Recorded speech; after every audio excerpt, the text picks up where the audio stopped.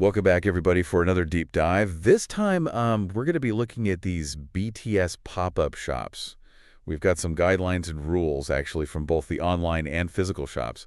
It's kind of cool to get a behind-the-scenes look at what goes into making this kind of thing happen. It's really interesting, like how much effort goes into these events. For sure. So the first thing I notice is that these pop-ups are happening around the world, but it's not like just everywhere, you know? Right. Yeah, there's a definite strategy here. It seems like it's all about calculated scarcity.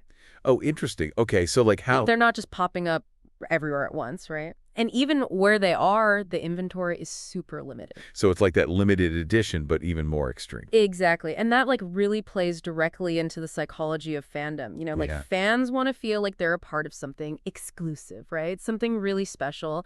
So even if you like can't actually be there in person, right? The fact that these items are so limited just adds to their perceived value. That makes sense. And desirability, right? Yeah, it creates that sense of urgency, like, I got to get it before it's gone. Yeah, exactly. Okay, so we've got the global reach, but limited availability. And then, of course, we've got the whole pandemic thing, which I'm sure adds a whole other layer of complexity. Right. And like, when you look at the guidelines, I can tell that they're taking safety really seriously. Oh, for sure. They are laying down the law. Yeah. They've got the mandatory masks, temperature checks at the door, and they're even limiting how long you can actually stay inside. Yeah. This is not just your average trip to the store. No, it's not. It's like a blend of a concert experience and like a high security event. Wow. Yeah. And honestly, it's kind of a sign of the times when you think about it. Yeah. These guidelines aren't that different from what we've been seeing in other industries that are trying to reopen safely. That's true. Okay, so you finally, you've scored a spot to actually go to one of these pop-ups in person. You'd think that'd be the hard part, right? But then there's this whole pre-registration process, which is pretty intense. It's not just, click a button and show up. They're actually using systems like KI Pass in some locations, which might be unfamiliar to people outside of Korea. Yeah, I was wondering about that. What is KI Pass exactly? So essentially, it's this digital identity verification system that's used in Korea, and it's for contact tracing and managing public health. Oh, okay. So in this context, they're using it to make sure that your reservation actually matches your ID, and also potentially to help with contact tracing, if it's needed. Wow. It's pretty high tech. It's like they're taking airport security and applying it to the pop-up shop. It does kind of seem that way, doesn't it? But it also raises some interesting questions too, right? Like what? Well, is all of this online stuff just about safety and crowd control? Or is it also about, creating a more exclusive experience? Right. A more controlled experience? And then, what about all the data that they're collecting through this process? That's a great point, because they're not just getting fans through the door, they're also getting all this information about them. It makes you wonder how they'll use that data to shape, future events, or even their marketing strategy. Exactly. It's a reminder that even like fun events like this are still part of a larger business, Yeah, for sure. Okay, so we talked about the physical pop-ups. What about the online store? Is that open to everyone? Well, that's where things get even more interesting. From what I see in these guidelines, it seems like the online store is not a free-for-all. Oh, really? Yeah, they actually have region-specific stores, at least from what we're looking at here. So not everyone can just hop online and buy whatever they want. It doesn't seem like it. So, for example, this particular online store is specifically for fans in Southeast Asian countries. Huh. And get this, all payments are in U.S. dollars. Whoa, hold on. So not only are they restricting access geographically, but now they're adding on a currency conversion thing. That's kind of bold. It is, and it raises a lot of questions like, what's the reasoning behind choosing certain regions? Right. Are they testing new markets? Are they catering to specific fan bases? Is it about simplifying the logistics?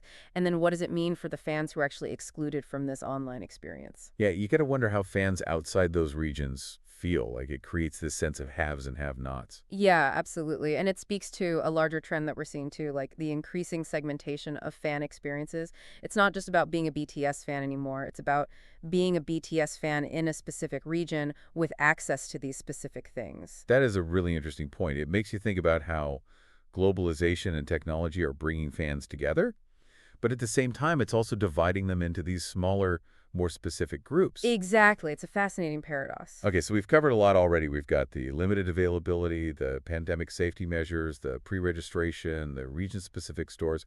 But there's one more thing I want to know about.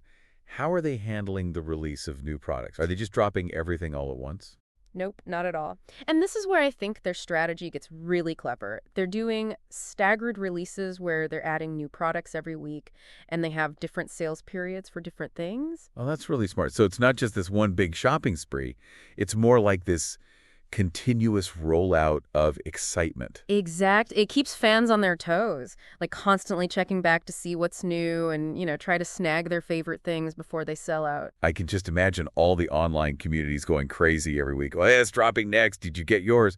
It's like a never-ending hype cycle. And it's so effective by creating this sense of anticipation and scarcity. They're just driving engagement and sales up.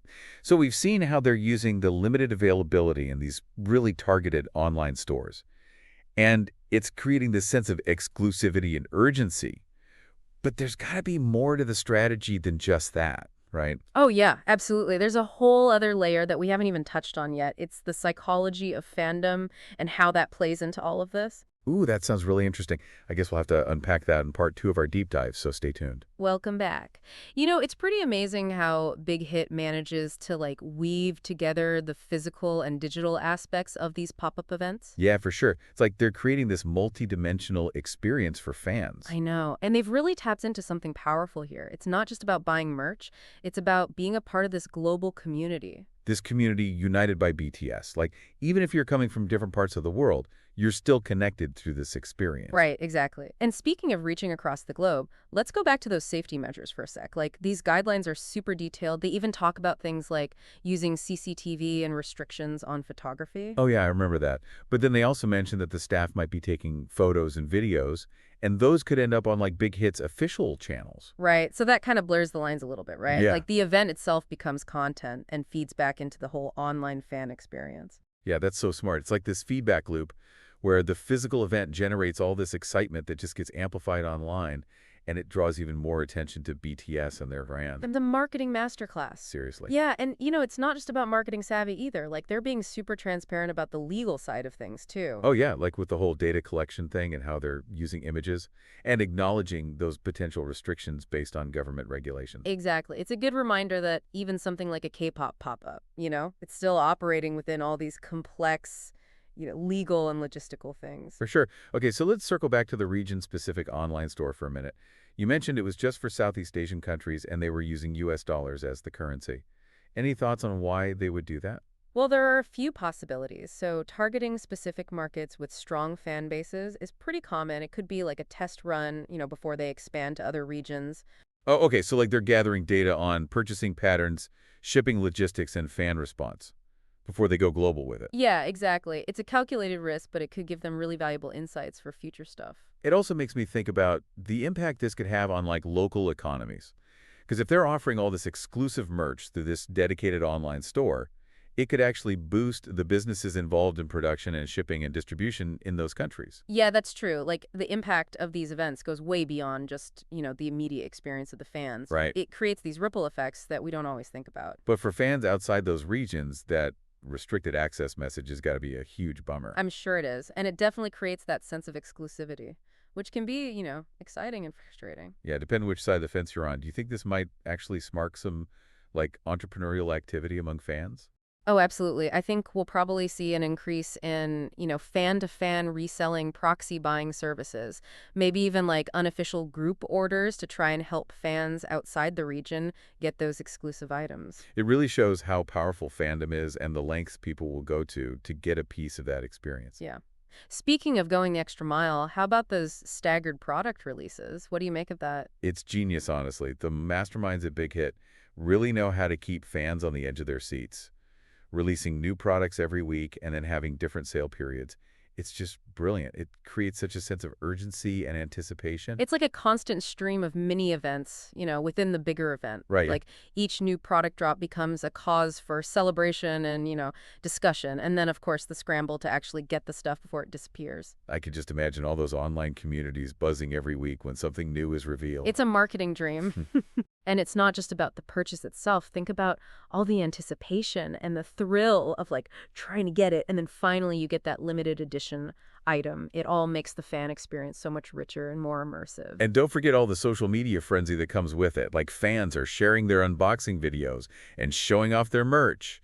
And all that excitement just promotes the event even more and feeds back into that hype. It's the perfect example of a symbiotic relationship. BTS creates the content, the fans amplify it, and then it just keeps going. It's amazing to see how all these pieces fit together to create something that's so powerful for fans, But I have a feeling there's more to the story, right? You're right. We've been talking a lot about the fan experience, but these events also tell us a lot about like the evolution of entertainment and e-commerce as a whole. It's like they're writing the blueprint for the future of fan engagement. They're setting trends, not just following them. And these are trends that could go way beyond K-pop. Right. Think about it. The way they're blending the physical and digital experiences, the attention to safety protocols, using all this technology to manage the crowds and personalize things. That's a good point. These aren't just K-pop trends.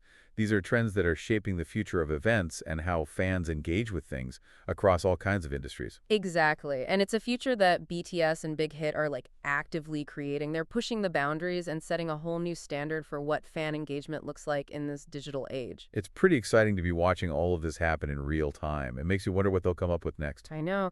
But, before we get too far ahead of ourselves, let's take a step back and look at how all the pieces fit together. From the global reach of these events To the online systems that they're using to manage the crowd, to make sure everyone's safe. and then the product releases that are designed to keep fans coming back. It's really impressive. BTS and Big Hit are showing that they really understand fan engagement and marketing and how to manage these huge events. Yeah, but it's not just about the technical stuff, is it? There's like a genuine passion there and a dedication that you can see in everything they do. Oh yeah, totally agreed. They're not just selling merch. They're creating experiences. They're building connections. And they're creating this global community that's united by a shared love for music and entertainment.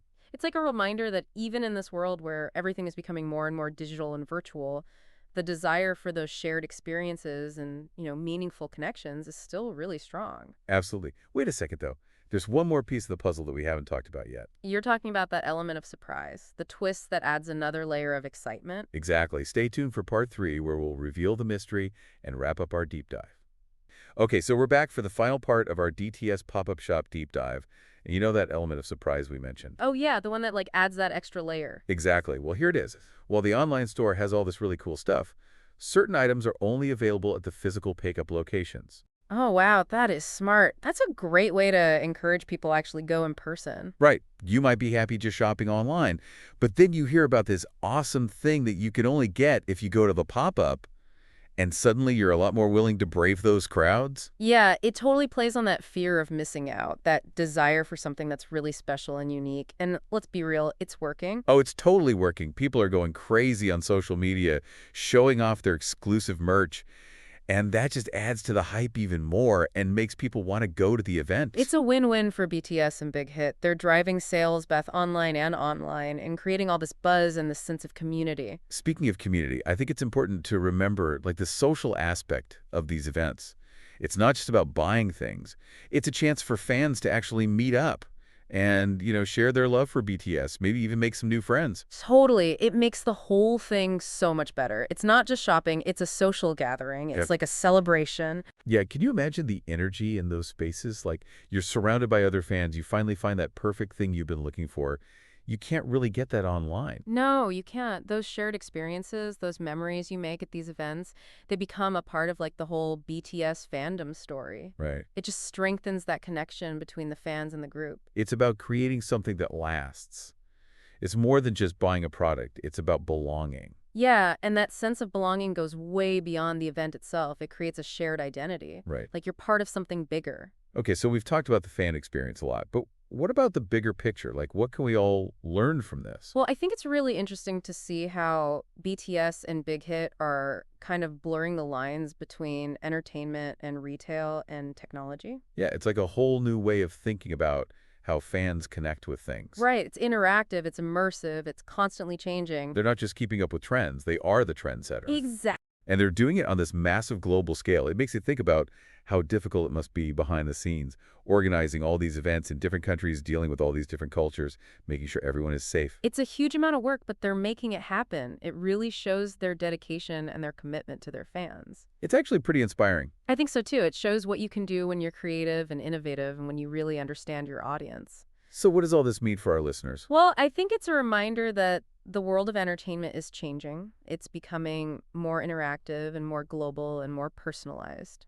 And as fans, we have a voice. We can ask for more from the artists and the brands that we support. But it's also a call to action for us as consumers. We need to be more aware of the impact of our choices and support those who are pushing boundaries and making things better. Well said. And on that note, I think we've reached the end of our deep dive into the world of BTS pop-up shops.